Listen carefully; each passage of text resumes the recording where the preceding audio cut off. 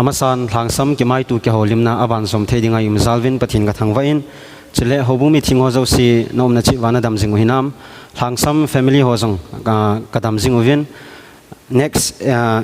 episode adi ho gel na in nang ho taw na zalin pan kala jing theive no zo si zalin ke pathu ka sain chile YouTube channel hi inai naw ana so thim the ta jong le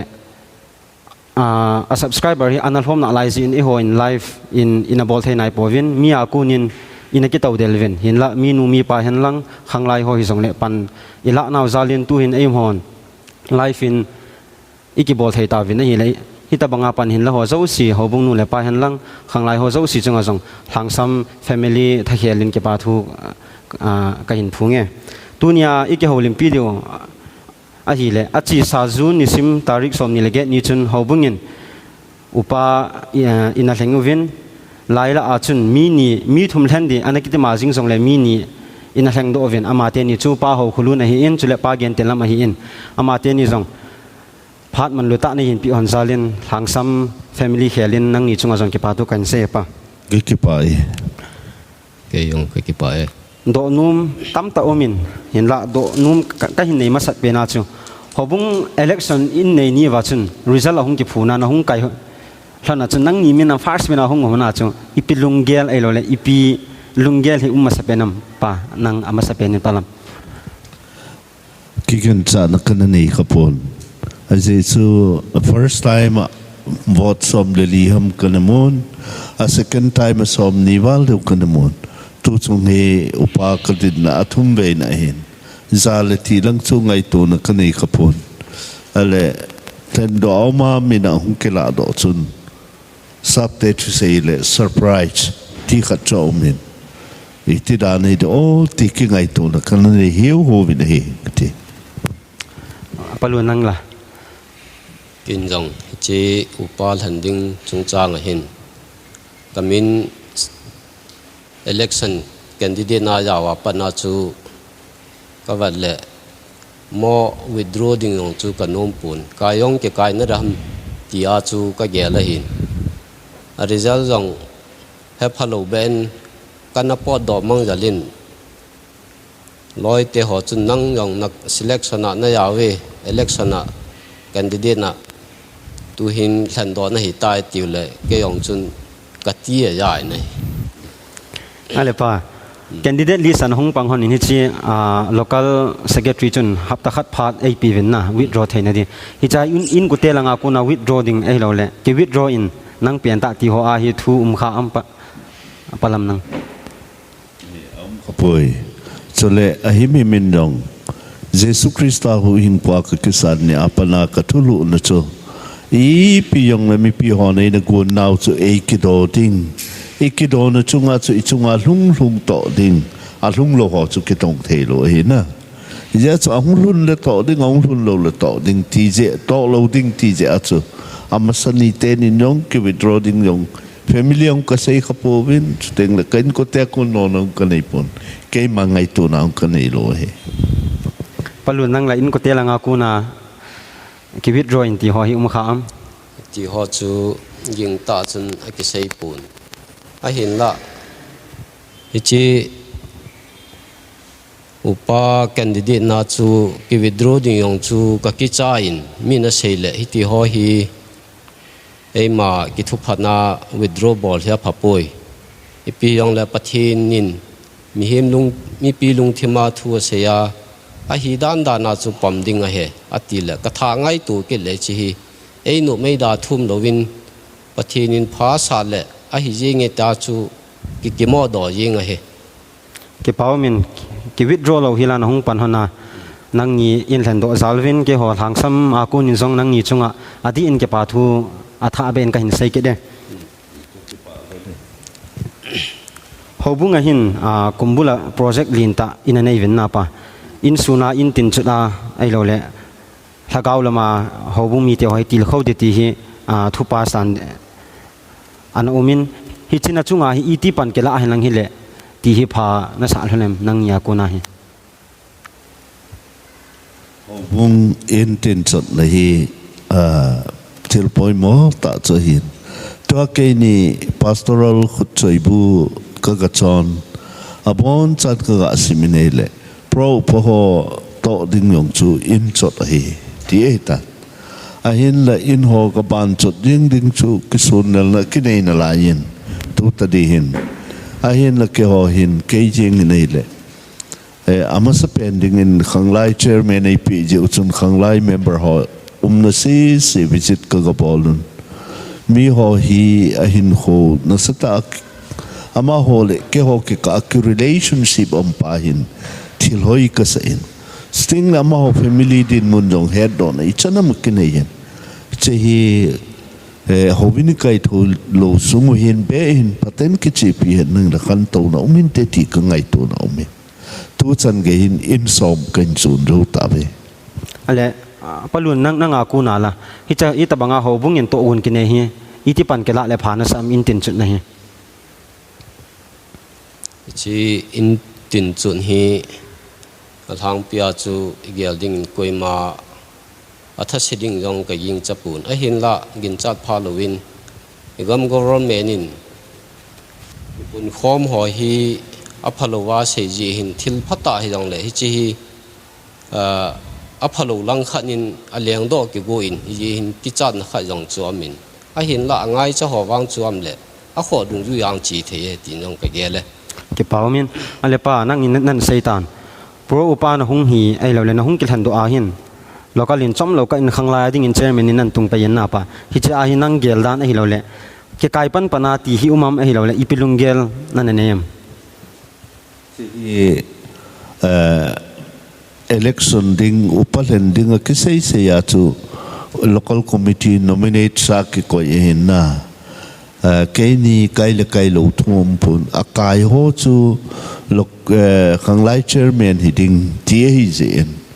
tu khada tu hin in ve vi nei le lulun hi treasurer hin portfolio nei hin e ho Houbung jing ding a chu ke hi portfolio be kai ja chu apo hin e che hi ke dang ngong ka sa de pun ai ding dol mai nong ka gelin a hin la e malam kai chun thing lel ke sa na chu ma hi na yong le ai locally nei koi na thua wang chu imacha problem ka ka poi ke paw me ale pa khanglai chairman hung hi ta to ke thana hi khanglai hi itilam dola pui huya a hi lo la ipilam pe na hin ke pui hu han lang hi le ta sa le lagaw hin a ki khang to theidam ti hi nanga ku na ngai danu mem khanglai ho hi phatso ta panin ngai tu na tam ta na kineyin tuin chairman ang kituin apoy mo pen chu khanglai ho ne theidinga khanglai hon achi phei theidiu thilwa ipui lowa ile e ma chi pi theidinga pui bang ni chu khanglai hon ne do zo lo ai tai ti chu ki mu ai je sun tu yong hin Pathien jalin plan izan ham tohguon chu ki ne yena ai yong le tu ta dia hi imacha chi la pi thei lo la e je ni ma ki chi pi thei pon ka ngai tu na hin khanglai ho amao stage ki to apuya ama ho lunglut na langa pui pa hi thil pha idem ti chu ka ngai tu na umi ke paw me to hi nan yi hona hi probation pha da hon na hin na pa ale hi chi phat sunga hi ipi tohguon nang ya kuna na nei thanem mi mal hin khuwa palun chi phat sunga tohguon hi chi upa exam ding hi athupi penin ka gelin he apalam nang la bai hat ding henge thupi sagi ti chu tot na thui pon thupi khat na se khun point som le ni aumin athu yong ke gol lo le hin sim ding chu thil na me ni loi thupi ni na khun som la khala ma aumin thupi thum na khun so ku ham som ham khalam kinen adang obang asau pun thupi khara pathum chani point sombal che athu yong ke long lovil ai che chu hin bai hat ding wang chu a kho pen amasa pen hiding he chu ki bai ha lo nation ke chang lo de ja first priority hin te ti chu ka ngai to na me ale hi chi upa exam de nei honin mabana hi na ki good pan honi tam na simpan honi tam panang ni hin simpan panta palun nang la ichan na simtam tu hin thupi lina nga na lang ka Pathien ta na hi oh gin chat khelin nana fel halin na kitup ta nan sei hona mak zakhat la som ko wal chi na hin mu hon ni chu deisah omin a hi ai le to hi ordination na hung chan zo hon phat le hin Houbung a hi lo le ipilam pia hi adia hlagaw lama la lam vai hoi pui hui de ti hinang nya ku na lunggel ai lo le ki gut na hi na nei hlanam pa Pathienin dam na ipi wa ipi lona ordination akichanting le ke mata sajinga kalunggel na pakaya kuna vision kanei khatachun I Houbung sunga tuhin betsanadin angai cha ho hi building tau pi ding ti ahin na angai chalo be ho khu vil zo ding ting le upaho hi upali lilang kim de tan mundi tam lin ki khen lang in tina amaho che personal counseling ki ne han lang ki ho pi le I Houbung hi ahung khang to dem ti ngai to na kan ye palun na nga ku na la ngai tu na ipiu mem ordination chang zo pha le Houbung a hi hiche ordination hi Pathien lungsina dama aphan ho ki chai thea lehin Pathien in phasa le hin khulhung ke a hi mo pu na kha chang ding ki hi je hin ke ma ke ngai tu danin basic biham diploma be hi kijil han nang chuta le to ding hi rong le thu sei dan ima cha cha het na nei lo ki je hin chi diploma be khu kijil le ka ti ne he kan ke pa pi honin ai la pa nang ni to hi ordination hung chang hon ni chu nei ta na dam na le ai la ordination I hung chan zo wa hin ai ho Houbung hi I vet ai la thilpha tam ta evolven thilpha bol na langa hin mi ten jong ai vet sui thei ta hi ai ko yu a hi na Houbung tam ta hin ai la hi chi thilpha I bol sing lai wa hi ai khu sung ti ta lo ai Houbung sunga hi alam vai khat le ni anaki don phaji pon na hi chi hoi ipilam dolin ki khau kha le ai lo ipilam dolin thagaw lama hin hal na hi ke tha pi ke le ti hi lunggel lang ya kunin aum dem palun nang chi lampang hi tuin ki mo sei thei pu na hin la mi him khat nin Pathien lungsin na Pathien ngai dam na a het lo chu ama ngo ding a hi pun a hin khu chu pi ham khan thil sin a control khat na hi chun hoi tai gel thwa le chiwang chu Pathien mina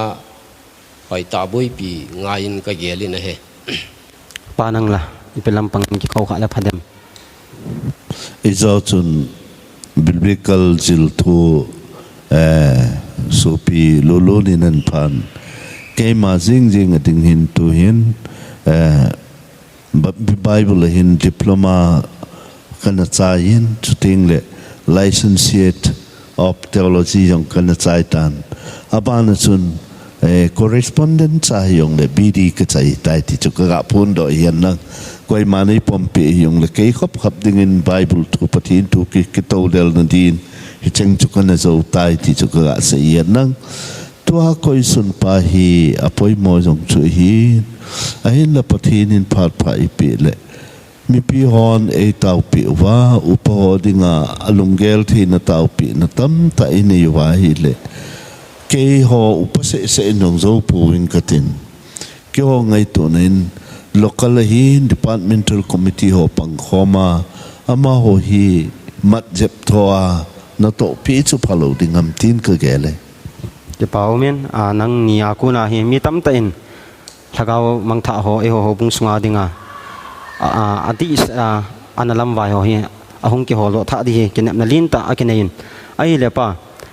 Houbung upa khat hi administration langa ke kang se hi phana sa hlanam a hi lo le administration ta chi khoma thagaw lama jong to mo hi poi ti nang ya kuna lunggeluma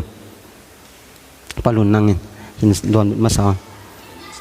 pilam panga Houbung ke vai hom na chu alo thelo administration chu a Houbung vai hom ai ya chu a ki kang se a ki la lu ti ngam pun a hi thei chana kho dung ju ya panala ding cho mo pu nan ka gelin he panangla upa ititing le Houbung upa ititing le ahung kipat nei sol cha ho thil bola hung kipat nei na ji chun e ho Pathien ngam thua i boi di wa hile ei vai hom pe dungu ne le cha i vet kol pe dungu ei vai hom pe dungu upa sagi lengute tia hung kipat hidingin kata sanin ei chun upa ho mo pu na thu pi pen chu church administration ahin Houbung ki vai hom nei amo pu nau la amasapenta a hop hilu le mo ama ho chunga chuding a hop khau le Pathien in bang pu na pi de he hi chu ke ma ngai da nei election in nei zau ta vin na hung kai hon ta na hi la hi cha na hung kai hon na hi in ku te langa ku na hi to sat na ichana na na mu hanam pa mai cha hung sim pi omam a hi lo le hung tau pi a hung til khau na hi mi tam ta umam a hi lo le lo ham palun ki pa thu se ya lam ka la ai lo le ina ang se yong cho amin gin chat pha lo ba e ki gin chat lo wa nga chui deisah ho hai deisah lo yong le ki pa thu se ka mun ke yong ka ki pa le ying ne panangla ki gen sa na khel lang pe mi ho nei na ki pa pi danin kamun je chun chen khom piu ilanga ESC te chairman pa hin ke pa thum sei ma sa penin ani na chun imphala upa hegin sting le molnum upapu betel upapu sting le sunggel haizang upapu cholo yong chun ke pa thum sei yun thilpi ti chadon khom na ho hung ne yun kidang ka sa le yingin sting le upathang khai loi no upanu lam sa nei ho pangin tau pi na jong hong bangun na mi hon dei sa nei sa nei na bol pi pau kitang kasan ka kipa chun kitil khol na lin ta ka nei mi tam ta hi Houbung upa hi kha thi kicha au men na pa aji chu Houbung upa hi ato alinin Houbung sung khat vekol hin la lo lang panga hi i ma nei lo a hin mi tam ta hin chai pana ipi phachum de ham ai lo le itin mi thame mia yuma Pathien i dei gura ke ho song le ipi sin omam ti hi lunggel tam ta mi pil a hin au men na pa hi chi lunggel la chung changai nang nya ku na ipi ngai dan om dem palam nangin don masala jun che hi leisi na portfolio la attending ei la wang chu len dinga thada pen chu hin te na aji chu che upai ka panji ang chu ipi ham phat pi diong di lo an chang ke ji khat ga mu na diong lo ai la pakai lenga mal na to na dinga Pathien in chan sa hon na la chalin penin ka gelin hiche hi ga mu sit thein ka gel pon hiche phanui li sit hin I malo mi yong le phat ta di ta Houbung upa mi hon le len do la bang ta to tong zo ho ding in bang van ga ma ki pa man lin ta chan ding mi te thi ka ngai to na mi palun nang la hichi mi pi ngai dan ko na hin nang ngai dan ni pi om dem hichi upa din mun hi ta salama gel dinga chu aphachum be se in chena dinga chu kilang be se pu na hin la thagau thilai gel ting le chi hi thanup ja jong gamo chan the hi pun a hin la Pathien le mi hi min Houbung min a than do a hi ji hin chi chan lo pi tan ka gelin mo gel nep the a hi lo le a phachum pui tin kala pun thil thu pi ta khat Pathien thil pin kalan ka ki pa na he ke paumin to nang ni sei banga chun hi chelei hi chi e ho ina he pon na pa khununga kinep nei te hi ji win ke paum ka sain a hi le Houbung mi pi ho hin thil a hi lo le mai cham ke pa na hi ta ta ai lo le thil tha nei ji hi ta ta hi cho hi tohguon anei pha la hin a hlang pi hin Houbung upa ho hi mai cham sim ding en mi tam te na ko zin na pa a hi le hin la mi chu ike bang pon abang kha chu ke phat lam ji ham a hi lo le za cha ji ham kha chun upa ho hi ko ngam ji lo an ji vin na hi ta banga Houbung upa ho ko ngam lo a hi lo le ana za chat pi ho hi thagau lama wa a hi divem a hi lo le nang nya ku na ipi ngai dan umam hi chunga hi palam nangin hi ho chlagau lam wa ji zong ni pon tin ngày tu nó nếu chắc khát cái này ông mình tu lại bạn nuôi lấy sự đi na sum le pai involvement ahin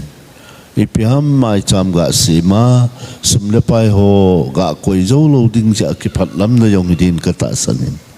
ye chun mai cham mi thi ting le tam ta yong mai cham hin lom chắc khát yong mai cham ahin hiche ki ka hi ki sun dal na nei ki ti ho mi ko ngam lo ki ti ho hin ami ho azat chat pi adei lo thu hi lovin amalam kaya ha san nam je a bol dingin ka ta sanin hiche bang hi bol lo hel dingin thil phain ka gele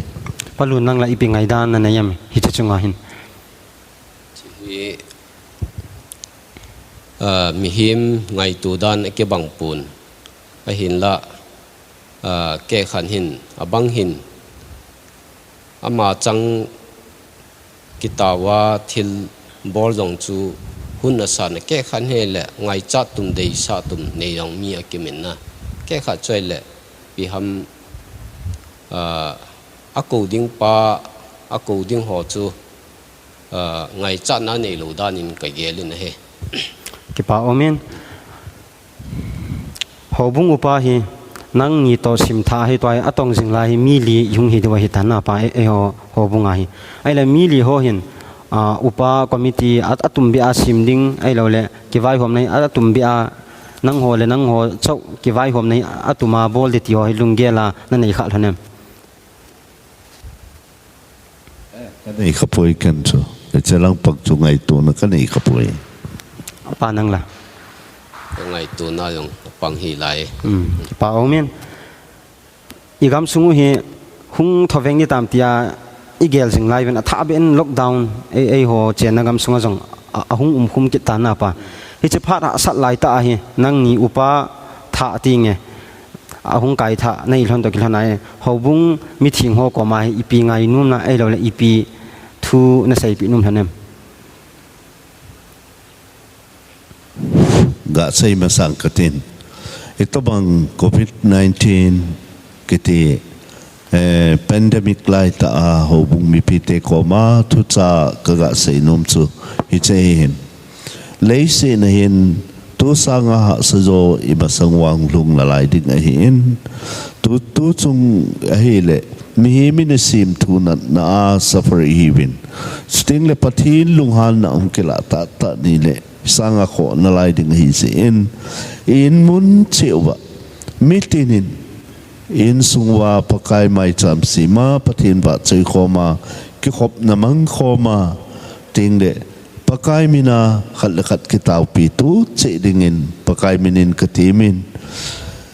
Isaiah team gawin Israel te khoma pakai lunghal nam sungin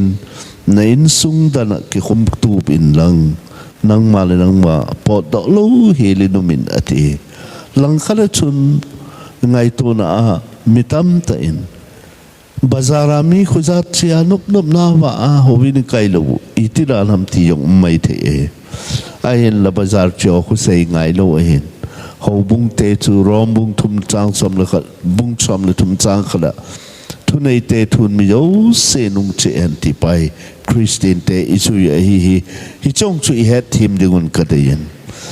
Pathien ho na kiti jesun Jerusalem se elo hilaimun khulaimun hilo da nang ma khom che jesu Pathien ho theilam tai ati banga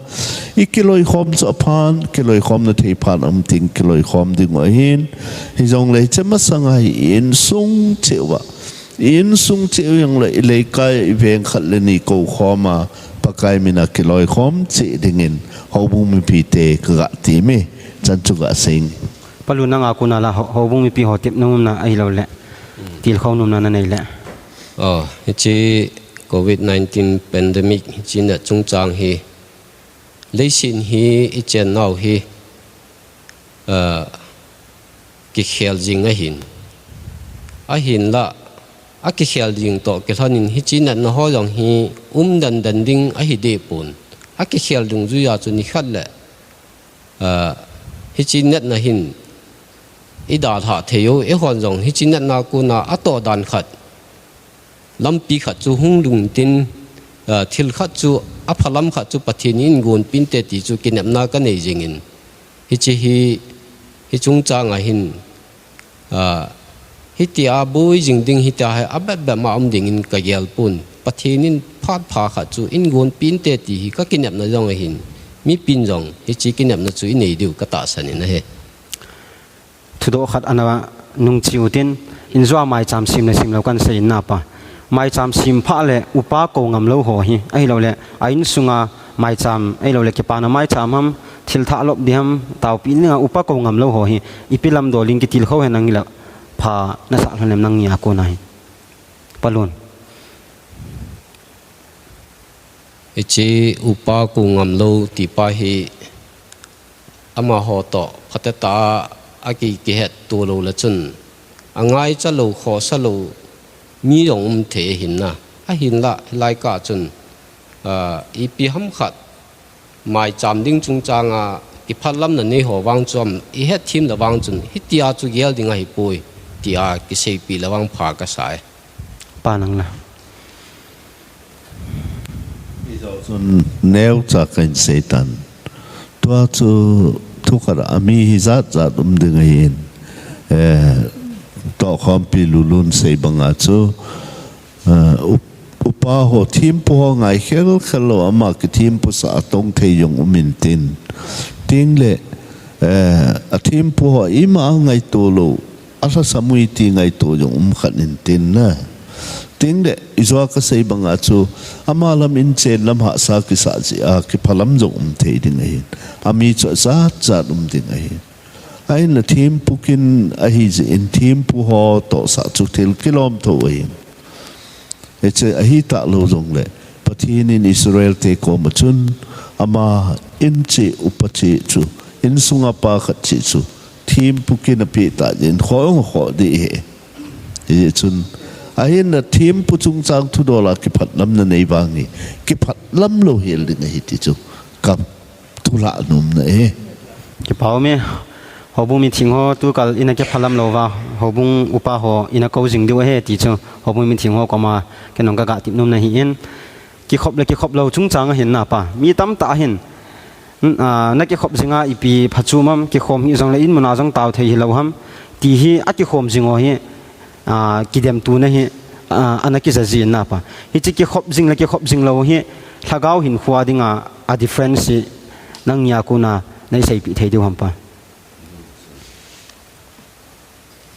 chi ki khop pa hi koi ma ada yong akim di pun Pathien wa chai chu thil pha hi ahin la Pathien hi ichang ke ya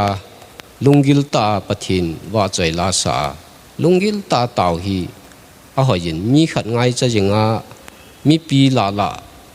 thanom yong chu thanom na kha yong cha hi thonan ahin la di ta Pathien ngai sa wang chun mi pin Pathien a ho thei lo ding hi tia ho win kwat ki khana am lo ji hin hi chan ge ya a sin na ding chun ka gel pun ina jong Pathien la sa thei taw thei ho win kwat jong jing ka ni tha a kho dung ju ya bel thein ka gelin a boi nam pun government thu pi ni pau chu dam mo na ku nai ki ven na diu a hi jin ngai tu thim lawang pha ka sai panang la ta loi pa sei chu supplement ga boleng fellowship kiti ta the tabernacle bit now kun table of lampstand ki bol pa ko fellowship et sa ije chun ki loi khom no pang no ba chu ga la ma ki pa na ta sa ki loi khom no very very important ya chu in no nei chang se chu tao the gam thi ba me ki tao the na izong le mi hol khat chu ten sa min na chang koi le chun mit jing hi amit lo yong le awa min khun tina am ki mutalo he banga chu mi hol tam ta chu koi khoma le ngap panga Psalm number some ni lisiki chang li chun Davidin keiman thil khat bo hi ka ngai chan ka boi pi jing chupakai in pia mi te to kiloi khoma hi ti so kiloi khom na hin Christian te hin heart na pin fellowship hi very very important ahin tu pandemic ading in wang ka sei pon na kiloi khom na ngai sa hi Christian te hin khwadinga apoi mo ma hin ke mata sa tayong tu pandemic sungin experience tam ta kanayan ichain ke loi khom nam talomin Pathien ni khutun tha ba makaga kimangin ke loi khom na kamchun ka ragawin hu ichan am khat ei tol to vin ka han ke loi khom na mamoda na sa teni kel do sa ti chu chomcha supplement ka bol le phante ke paumin bible thulang nan ga sa ya hi le eo Houbung hi tu le to hi koi ma hi bible sim aki umbi ase pon na pa pa si zelen kho hi mayen ama ho ect atongin a hi le hi chi khang tha ho tua khang tha ho hi ipilam doling ke khau kha henang hi le hi chi bible sim than na pa hi ain nei thei divem che pa nang ya ku na lunggel he lo langai dan dem pa e tu hin khang lai committee no khat be sharing a kineitan khang lai committee la khang lai la Bible zil achi masapen pen khang lai sponsor ki bol hen te hi tohguon ki nei na hi chei apat na ding chuting la Houbung no khat le ni be sponsor bol the yam ti yong tohguon ki nei hen lang khang lai Bible isim sa wa al Bible sim na akuna college lecturer atua I Houbung avet kol the yong le thil phama ma din ka ngai tuin hi chei hi tua pa na khang lai committee jong focusum ki bol ding hen lokala yung pudapin kibola hiting chule lokalin yung ahin kho akhang lai ho hinasa ta forward bowling tohguon nehile phante ti ka ngai to na ke paumin pa nang la lunggel hitina chunga hin ipia dem chi khang lai lampang ahin theology line hi venai le secular la hin ni ho hi lekha jan ham khat adan chunam thuin ahin lai future Houbung ki vai pu na dola theology line ahin ipiti ham kitil kho na le pi ham hiti lampanga hi tha samna vai pu ho sinlal na ki nei ham nu le pan jong I deisah naw chu theology line lang hi cha teu hi alu ding hi koi machan I deisah lo dan hi ke bang chi danin ka muin Houbungin jong tohguon khatwang hi kilang devin ki gung han lang Pathien thu zil na sang ta nei thei ding khang lai ho kitil do le wang hin pha ka san tu din mun wang hi kyong ka wat le kalung odong in na he ke paumin na phat man tam ta hon nei pi wa hi chi interview adinga Kimaito Haokholun dinga nei pan pi zalvin Lhangsam family hialin nang ni chunga ke pa thu kain sei hone pauve ke nyong kai pai